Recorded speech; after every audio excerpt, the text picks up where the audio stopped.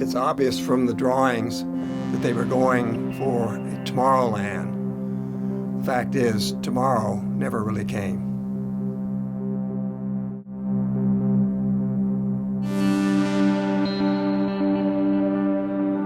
When they were initially conceiving of the new look for Vulcan, they started their plans in 1969, and there was general uproar among the citizens of Birmingham that Vulcan had fallen into decay.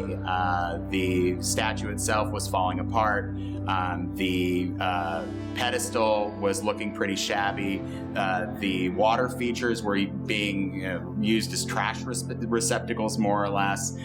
Things were looking pretty sad up here. As the interstates were being built, it was no longer the main stop on US 31. A glorified rest stop, really.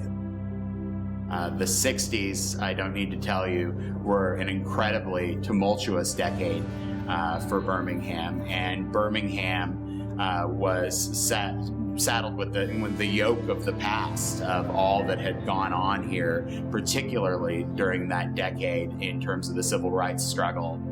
Part of the spirit of that time was to modernize everything. The future is going to be different, and we've got to kind of get on a future bandwagon. One of the things they came up with, besides looking at the structure itself, were what other attractions there might be on the premise. There was a larger idea proposed for turning Vulcan Park into a tourist destination linked to the new zoo and Birmingham Botanical Gardens with a monorail. I think they were trying very hard to model themselves on the fairgrounds of the 1962 World's Fair in Seattle with the Space Needle. All of the structure that was done in 1939 is still there, but it was covered up with a very sleek, modern facade of thin white marble. It also had an elevator attached to one side, which made the column much too thick. The effect was the statue looked like an afterthought.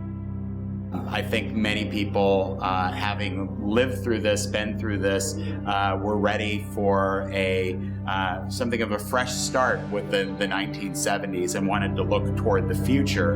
And there was maybe nothing that, being that Vulcan is the chief symbol of the city of Birmingham, there was maybe nothing that could emblematize that desire to look toward the future more than to give Vulcan a futuristic look. And so I think on a symbolic level, the space-age Vulcan, if you will, was very important to the citizens of Birmingham at that time.